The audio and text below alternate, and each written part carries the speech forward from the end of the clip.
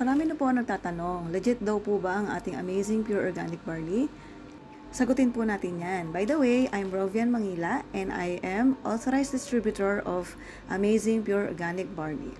Kung kayo po ay naghahanap ng legit at quality barley in the market, itry nyo po ang ating amazing pure organic barley from Australia. Puro po ito at walang halong ibang kemikal. This is FDA approved, halal approved, at super brand certified po. Ito po ang ginagamit ni Miss Maritoni Fernandez, Heart Evangelista, Piolo Pascual, and ang ating pong bagong ambassador, Park Sojun lang naman po.